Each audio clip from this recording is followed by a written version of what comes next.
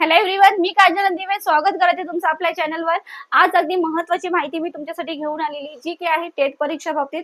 टेटची जी परीक्षा जी टेट 3 ची जी परीक्षा डिक्लेअर केली 24 मे ते 5 जून मध्ये। पण जसं की तुम्हाला माहिती आहे गट क ची पण एक्झाम आलेली 1 जून पासून आणि हे सुद्धा 24 मे ते 5 जून पर्यंत एक्झाम असणार आहे। सो विद्यार्थ्यांमध्ये गोंधळ निर्माण झालेला आहे। सो नक्की परीक्षा पुढे जाणार का, असं नवीन अपडेट याबद्दल काय आलेले ते आपण माहिती करून घेणार आहोत की नेमकं एक्झाम पुढे जाणार की नाही। बट त्याआधी तुम्हाला आपली बॅच आहे, मी आधीपासून तुम्हाला बोलत आलेली आहे एक्झाम कधी येणार, तुम्ही अभ्यासाला लागा। आधीपासून आमची संपूर्ण टीम तुम्हाला सांगत आलेली आहे। ज्यांनी आधीपासूनच अभ्यासाला सुरुवात केलेली असेल ती मुलं तर विद्यार्थी तर रेडी असतील, बट तरीही या दोन्ही एक्झाम एकमेकांमध्ये क्लॅश होत आहेत, त्यामुळे विद्यार्थी जास्त गोंधळून जात आहेत। सो नक्कीच आपली बॅच आहे, बॅच मध्ये तुम्ही ऍडमिशन घेऊ शकता। बॅचचा नंबर काय आहे आपला 9545818303 या नंबरवर कॉल करून ऍडमिशन करून घेऊ शकतात। लाईव्ह प्लस रेकॉर्ड बॅच आहे। आता नेमकं जो गोंधळ झालेला आहे तो काय आहे त्याबद्दलची माहिती तुम्हाला इथे मी देत आहे, ठीक आहे।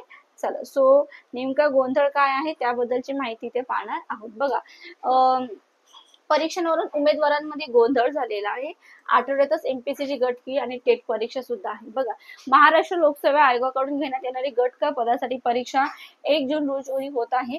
तर 24 मे ते 5 जून या कालावधीत शिक्षक भरतीसाठी पवित्र पोर्टलवर ऑनलाईन अभियोगिता बुद्धिमत्ता चाचणी परीक्षा टेट 3 होणार आहे। त्यामुळे टेट मधील गट क ची तयारी करणाऱ्या उमेदवारांमध्ये गोंधळ निर्माण झालेला आहे। सकृष विद्यापीठांतर्गत व यशवंतराव चव्हाण महाराष्ट्र मुख्य विद्यापीठाच्या काही परीक्षाही याच दरम्यान होत आहेत। सो टेट परीक्षेची तारीख पुढे ढकलण्याच्या मागणीसाठी विद्यार्थी संघटनांकडून हालचाली सुरू झालेल्या आहेत, ठीक आहे। पण या संदर्भाने पुण्यातील राज्य परीक्षा परिषदेच्या आयुक्तांना निवेदने पाठवण्यात आल्याची माहिती युवा विद्यार्थी असोसिएशन तुषार देशमुख यांनी दिलेली आहे। म्हणजेच अर्ज केलेला आहे, जरा थांबायचे, वेळ द्यायचा आहे। परिषदेच्या अधिकृत संकेतस्थळावर अधिसूचनेची माहिती दिल्यानंतर लगेच 20 दिवसानंतर त्यांनी टेट 3 ची एक्झाम डिक्लेअर केलेली आहे। हे आपल्याला सुद्धा माहिती प्रक्रिया पार पडली लागत असून तयारीसाठी कमी कालावधी मिळण्याची सूर उमटत आहे। सो टेटच्या तारखेचे नियोजन केल्यास भविष्यातील न्यायालयीन प्रक्रियेत जाण्यासारखी समस्या उद्भवणार नाही, असे देशमुख यांनी सांगितले। काय, टेटच्या तारखेचे नियोजन केल्यास भविष्यातील न्यायालयीन प्रक्रियेत जाण्यासारखी समस्या उद्भवणार नाही सांगितले। सो बघूयात आता आपण इथे त्याने तर पाठवलेला आहे, तरी सुद्धा आपण जरा बघूया। होप सो पण तुम्हाला व्यवस्थितपणे अभ्यासाला लागायचे, अभ्यास कंटिन्यू मध्ये ठेवायचे, अभ्यास मध्ये थांबवायचा नाहीये, ठीक आहे। थांबलात तर संपलात, थांबायचं नाही आपल्याला, आपला अभ्यासावर फोकस ठेवायचाच आहे। पण या दोन्ही एक्झाम एकत्र आल्या त्यामुळे थोडं क्लॅशेस होत आहेत, त्यामुळे I can understand, but hope so बघूयात आता आपण काय होतोय।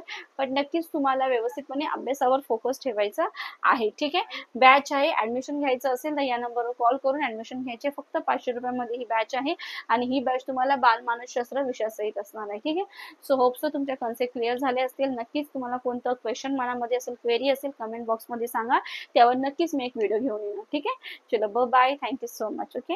चलो बाय, थँक्यू।